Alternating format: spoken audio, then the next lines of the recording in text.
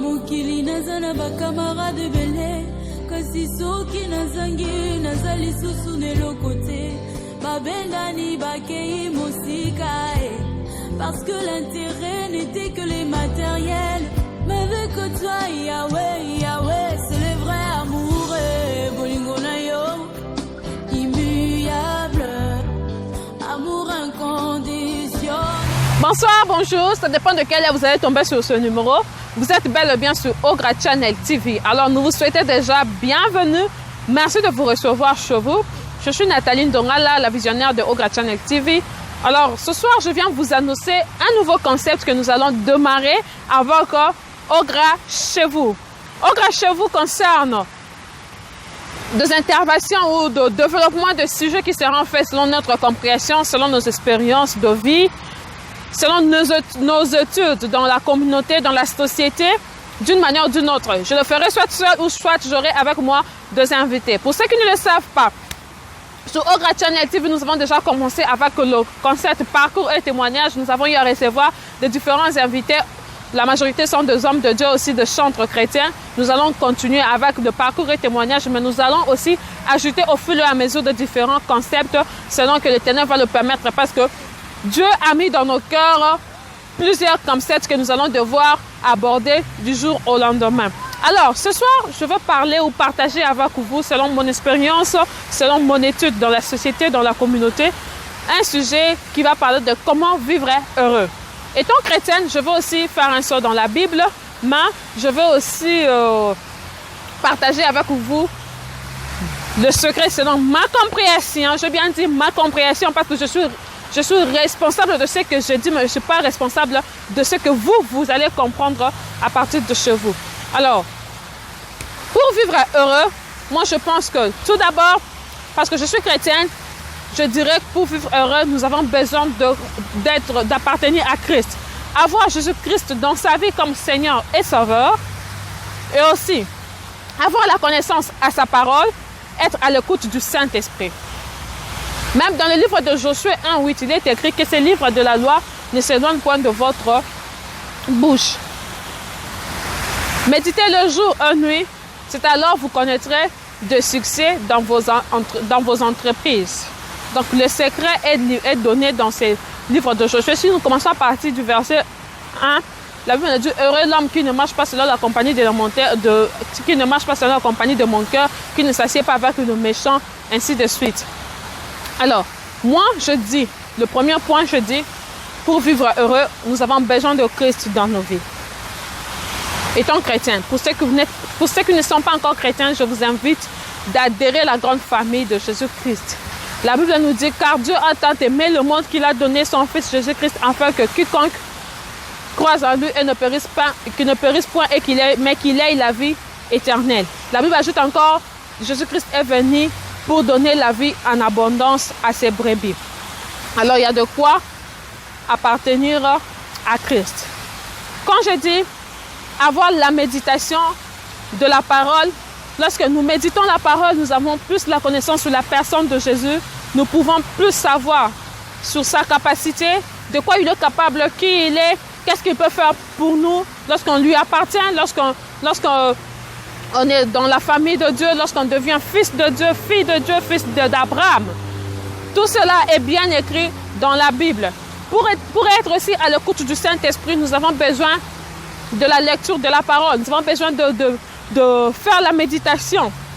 Je suis à bien dire que ce livre de la loi ne s'éloigne point de votre bouche. Méditez-le jour et nuit. Donc, à chaque fois que nous avons un petit temps, nous vous encourageons, frères et sœurs, maman, papa, de bien vouloir méditer ne fût-ce qu'un verset par jour. Par la grâce de Dieu, ça fait plaisir et puis ça nous fait grandir. Dans la vie courante, selon moi, selon ma compréhension, je dirais que pour vivre heureux, il faut être honnête avec soi-même. Alors, pourquoi être honnête avec soi-même? Parce que vous savez, dans la vie, on peut mentir à tout le monde. On peut même mentir à son mari, on peut mentir à sa femme, on peut mentir à son père, à sa mère, mais on ne mentirait pas à sa conscience. C'est pourquoi moi, j'ai appris une chose, que dans la vie, il faut être honnête avec soi-même. Être honnête avec soi-même, c'est pour se dire, Ta personne doit marcher de pair. Ta personne doit avoir la même façon de voir, la même pensée, les mêmes idées avec ta conscience. Malheureusement, je suis dans le noir, sinon on pouvait aussi faire un tour dans le dictionnaire pour voir ce qu'est la conscience. Permettez-moi de lire s'il y a possibilité. Conscience. Elle dit ceci, je suis dans le dictionnaire français. Connaissance intuitive ou réflexive immédiate que chacun a dans son existence du monde extérieur. Représentation mentale claire de l'existence de la réalité de telle ou telle chose. L'expérience lui a donné une conscience. Ça c'est en excessant des exemples. Je vois encore ici qui dit faculté qui pousse à porter un jugement de valeur sur ce propre acte sans morale. Chacun se décidera selon sa conscience. J'aime celui-ci. Celui-ci est clair. Il dit faculté qui pousse à porter jugement de valeur à ses propres actes. Faculté qui pousse à chacun de porter jugement sur ses propres actes. C'est pourquoi je disais il faut marcher de pair, avoir de mêmes idées, avoir de mêmes pensées avec sa conscience. Car on peut tromper à tout le monde, mais on ne peut pas tromper à sa conscience. Alors, chacun se décidera selon sa conscience. Science, un instant, science sans conscience n'est qu'une ruine de l'âme. Le dictionnaire ajoute que la science sans conscience n'est qu'une ruine de l'âme. Alors, je dis, il faut être honnête avec soi-même.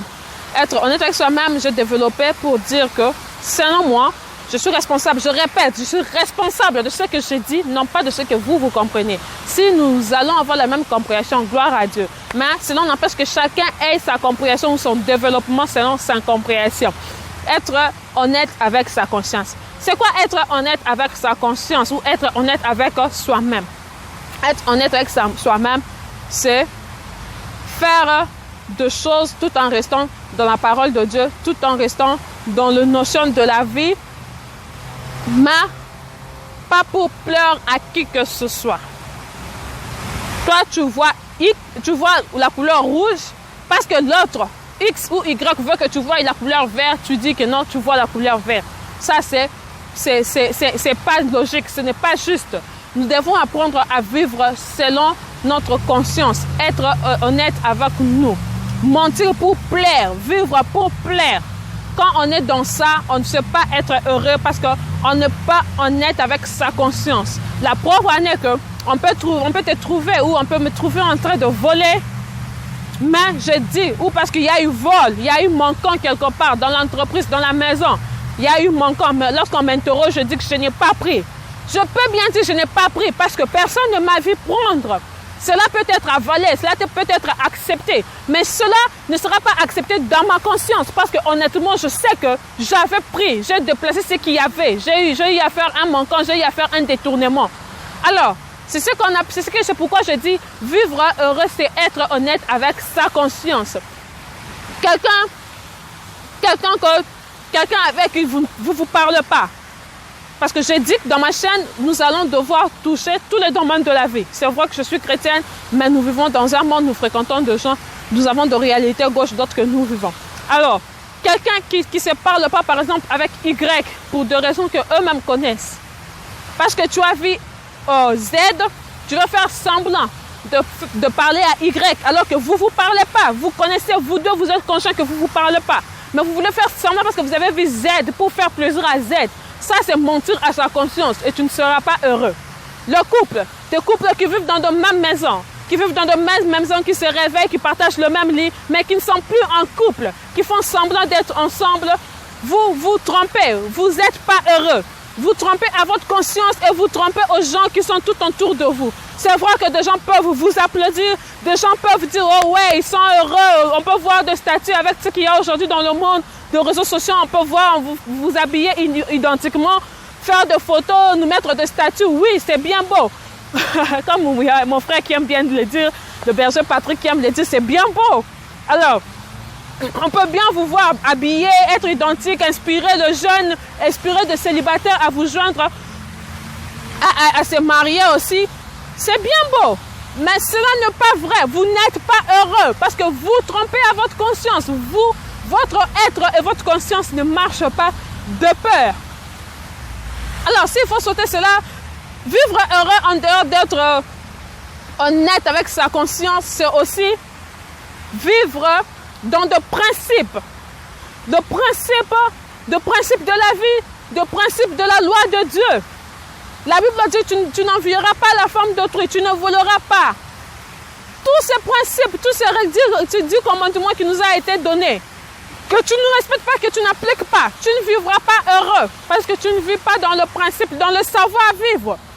Moi, j'ai compris une chose, j'ai appris une chose, que le savoir-vivre n'a rien à voir avec l'hypocrisie. Le savoir-vivre n'a rien à voir avec le vouloir faire plaisir. Le savoir-vivre, c'est savoir que mon ami est endeuillé, il faut lui présenter mes condoléances, je lui présente mes condoléances. S'il faut, si j'ai le temps, je veux, si je peux, je veux le rendre visite.